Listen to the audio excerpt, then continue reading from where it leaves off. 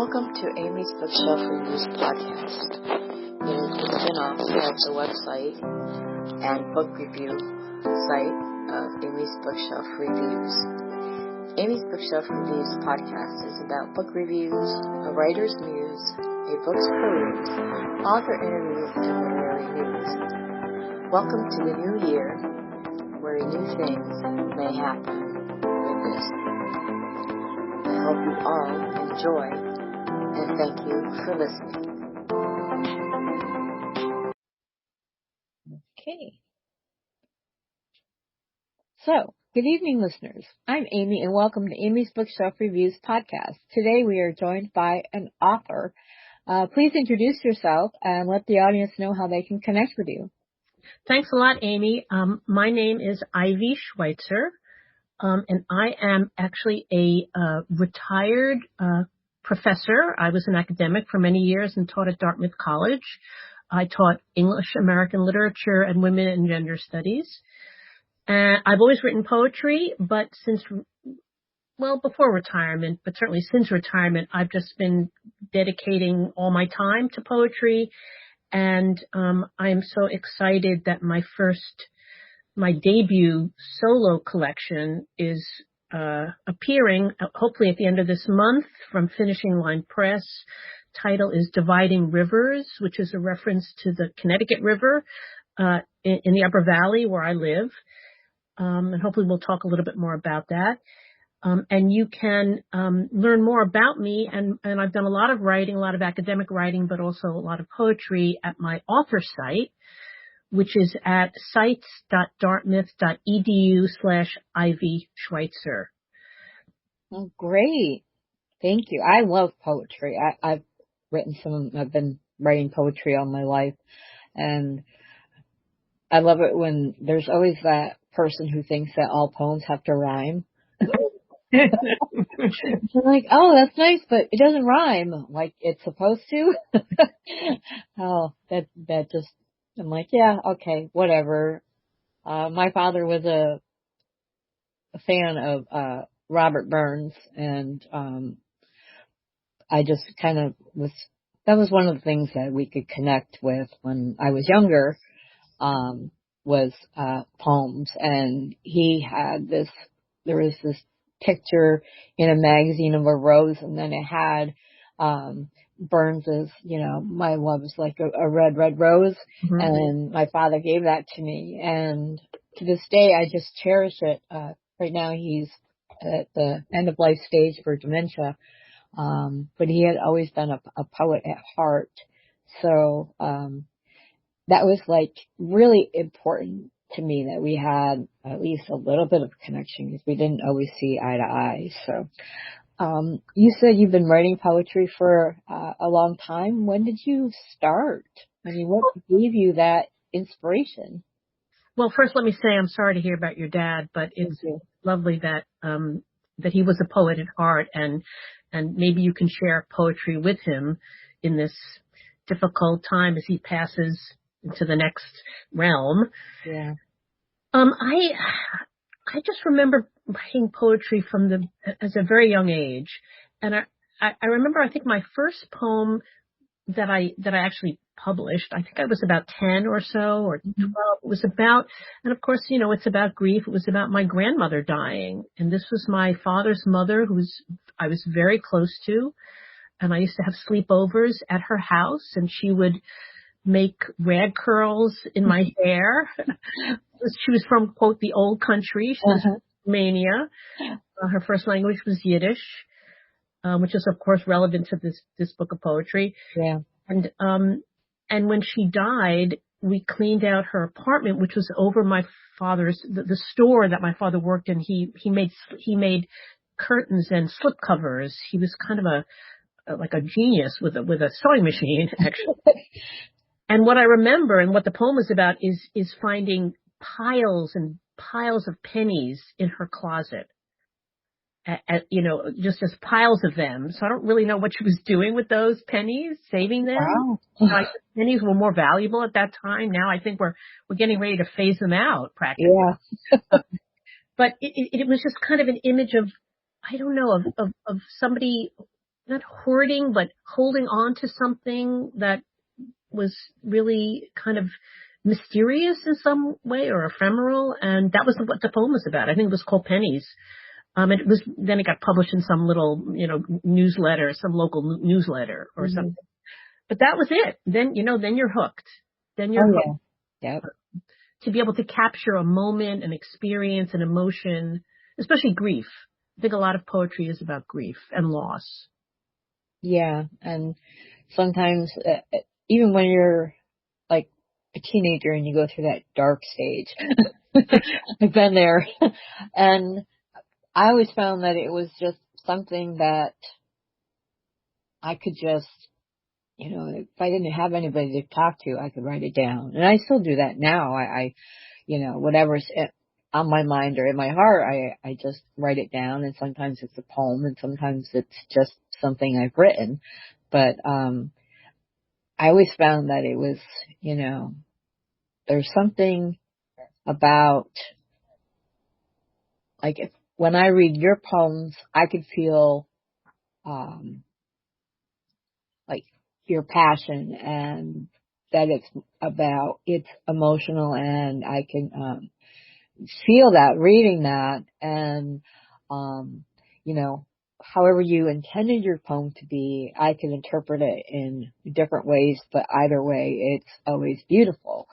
And that's what I think is one of the great things about poetry, because you don't have to come out and say, I'm sad, or I am grieving, or, you can invoke these powerful words that kind of, make whatever you're feeling more, I don't want to say romantic, because I don't mean it in like a romance type of thing, Mm-hmm. but in a way that people can understand it, and maybe some can't understand it. Mm-hmm. I mean, I still read Shakespeare and Whitman, and, if people are like, you read Shakespeare for fun? Yes, I do. It is fun sometimes and challenging. Oh, definitely. Yeah. I think what you're getting at is the way poetry speaks to our bodies, our emotions. I mean, emotions seem abstract, but they're not. They're really in our bodies. And that's what poetry does, which is why people think that it ought to rhyme, because it's the rhyme that is so visceral that we feel the rhyme.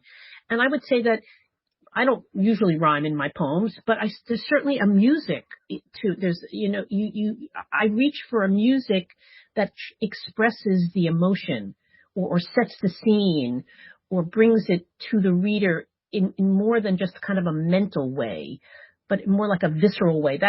I think that's the hard part actually, is Yeah. getting the poems to do that, because we never come out and say we're sad or we're happy or whatever. Right. It's how do I invite you into the emotion that I am feeling with the arrangement of words that I can somehow evoke from somewhere else? Because sometimes, and I think every writer feels this way, you don't know where it comes from.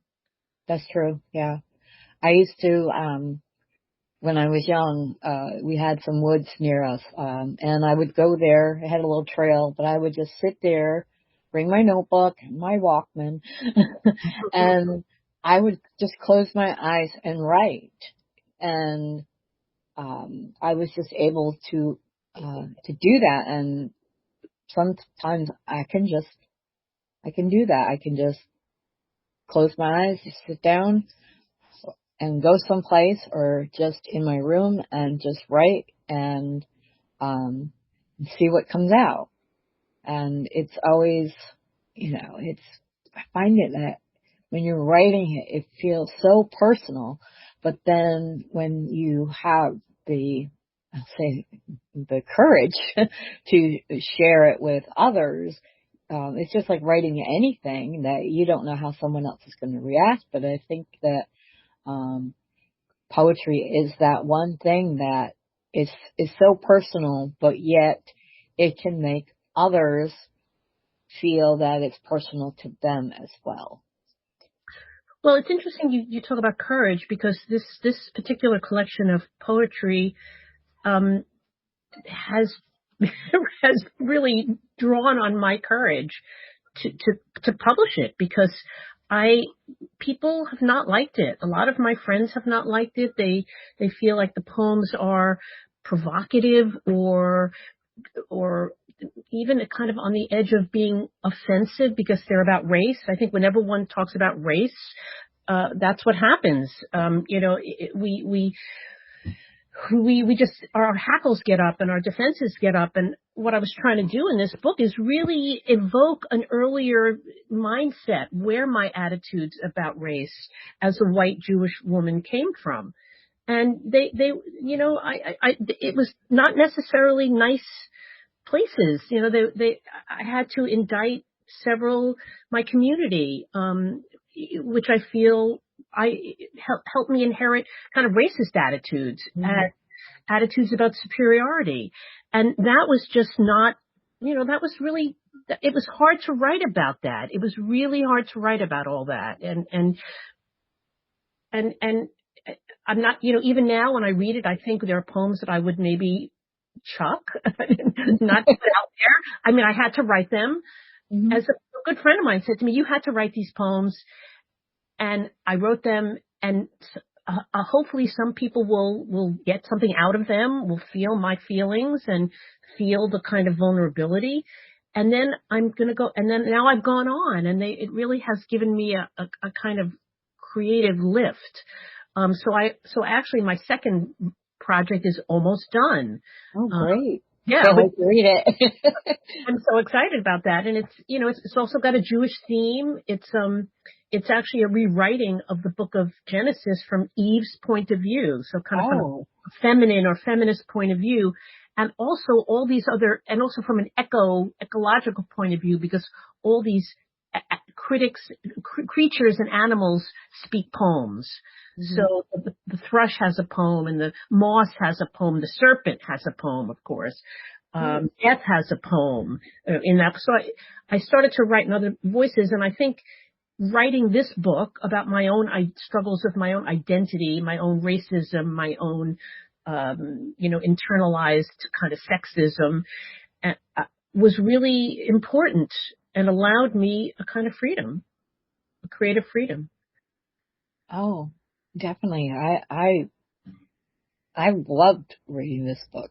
I loved reading your poetry, and I thought it was pretty amazing. I mean, I'm not Jewish, but I do kind of understand some of the culture, and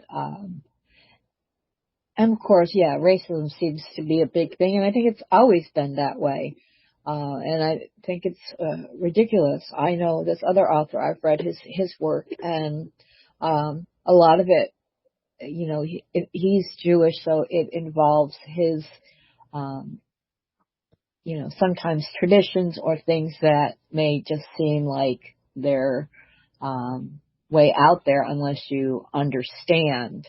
And I don't think you have to know somebody's culture, inside and out in order to read about, whether it's triumphs or tragedies or other things that happen as a part of it, things that, sometimes there are things that need to be said, and the one who says them, is stronger for it. And I'm a white disabled woman, and I've only become more disabled the last few years, but people look at me differently than they used to.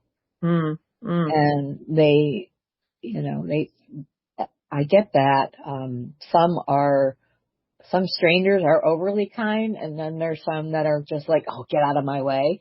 And when they say that, and I've had people say, just get out of my, and then some expletives, and I'm like, oh, well, have a nice day. And they don't know what to say after that. It's like they want to fight or something. But dogs love me now. I'm like a dog magnet. I guess because I can see eye to eye with them more when I'm sitting in my chair. But before I was disabled, I was a woman, and when I worked in the technology field for years. I was, in a cubicle and did things, and 90% of the people in my field were male. Mm-hmm. And then there's some men that don't like being, having a superior that is a woman, so that's kind of difficult too. So, but just being able to, when I was, like I said, when I was reading your work, and do you have a poem you could read? Yes. And I just wanted to say something about the dogs. I think dogs or creatures sense people who are different or hurting, or, you know what I'm saying? Or on wavelengths somehow, and need to just be stood next to. You know what I'm saying? And supported. Yeah, because I'll go out. Yeah. And, I have a mobility scooter. I'll use my wheelchair and just kind of go out and ride around the sidewalks. And I will literally have dogs stop. And like their owners who have them on the leash have to stop quickly. And the dog wants to come over and see me. And 9 times out of 10, they let the dog come over.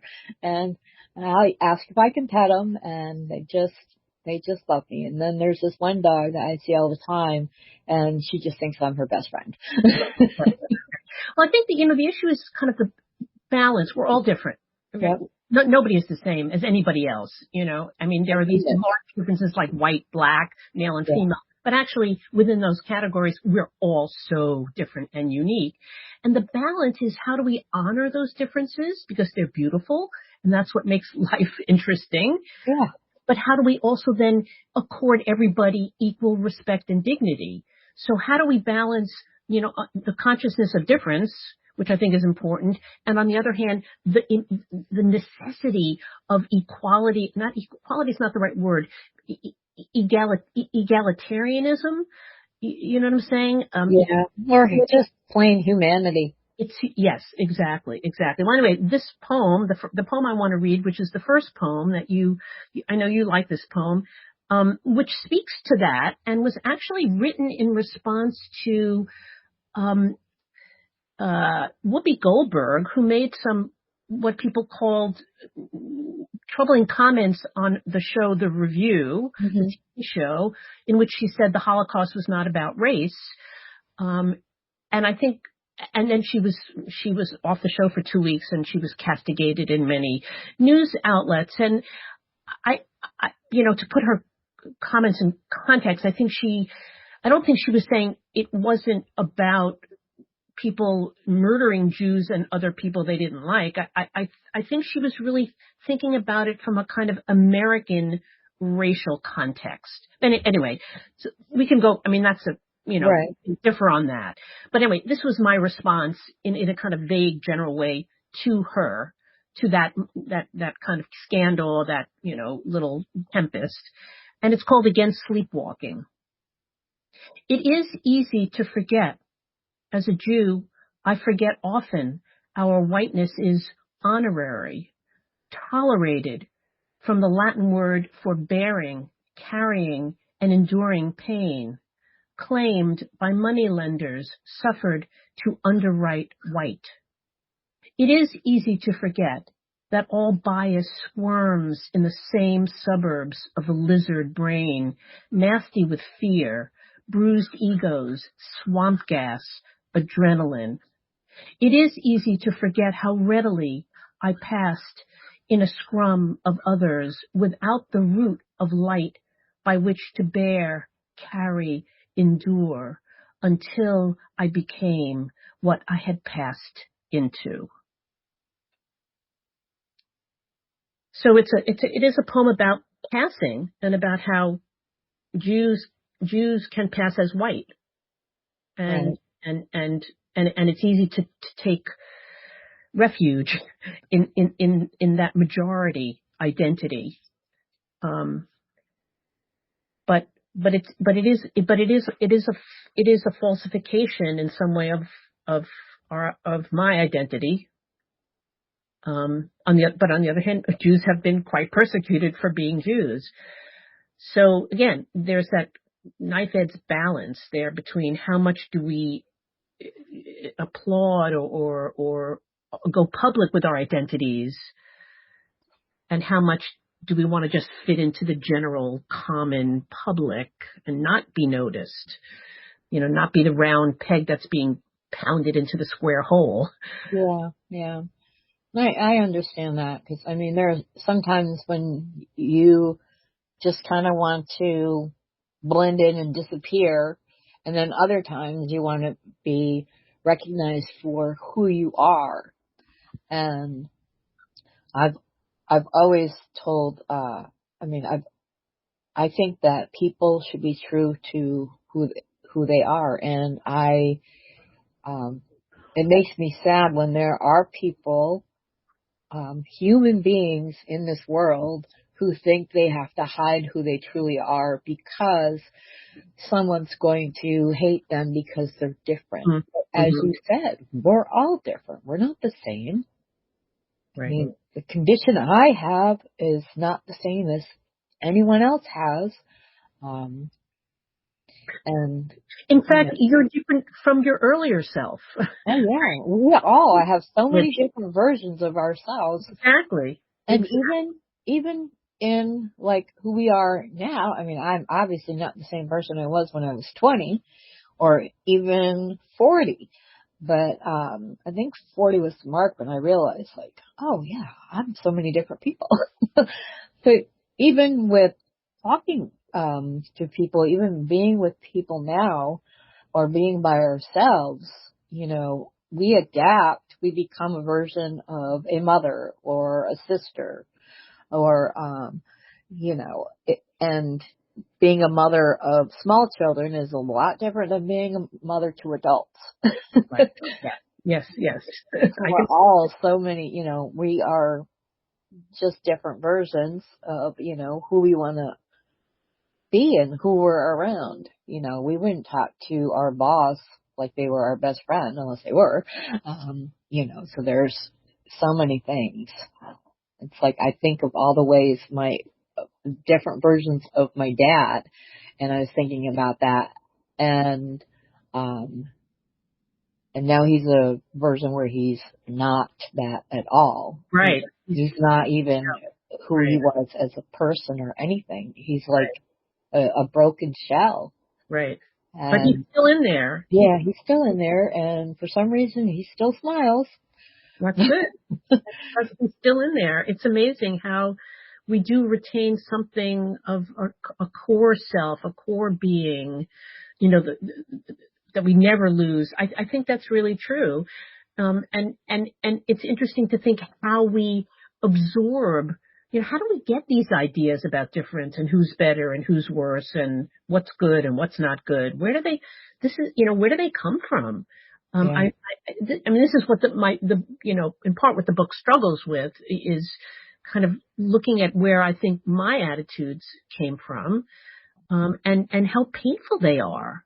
And there's one sonnet in the book, which is called The Golden Rule. And my golden rule is how not to do to others what was done to us. Right. Yeah. Okay, yes. We, Jews as a group suffered a huge, what we call the Holocaust, a horrible genocide. Yeah.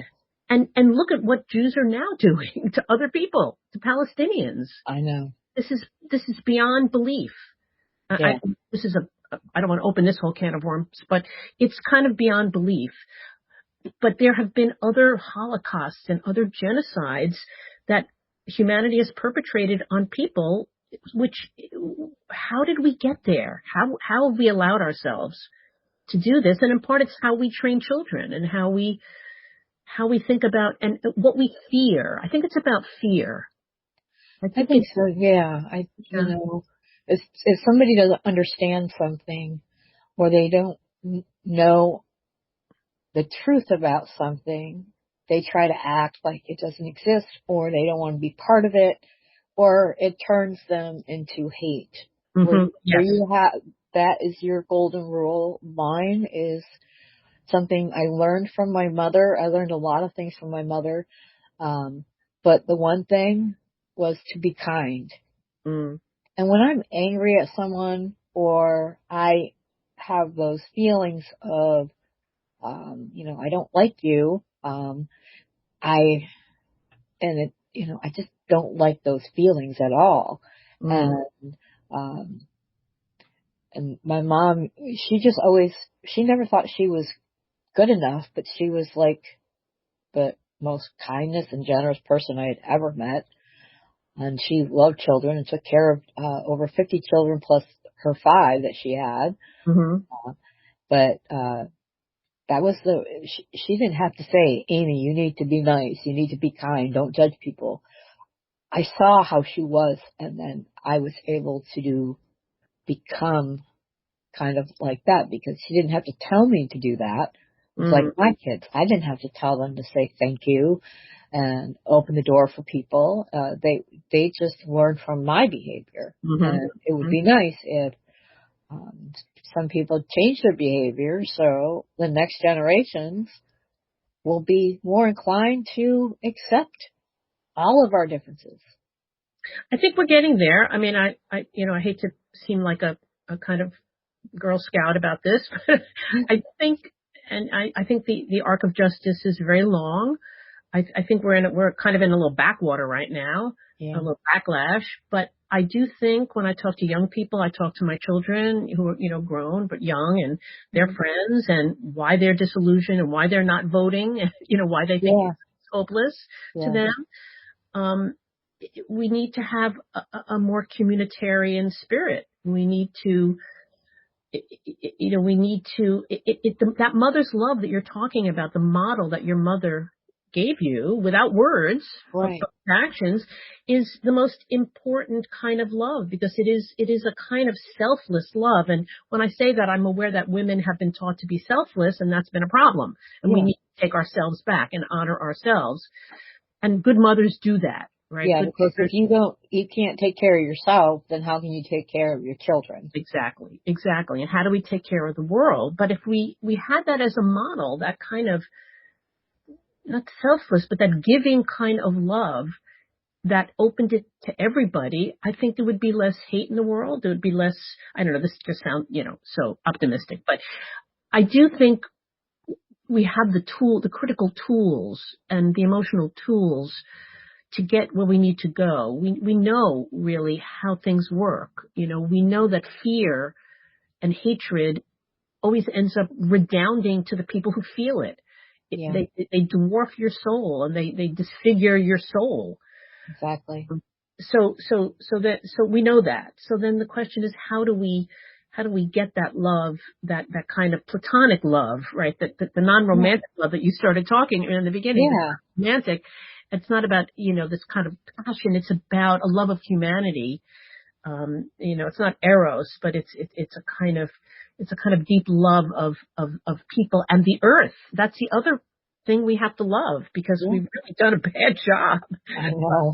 Loving the earth, and we're all feeling the repercussions of that. So that's really, and we know it. We know, we have the information. We know it.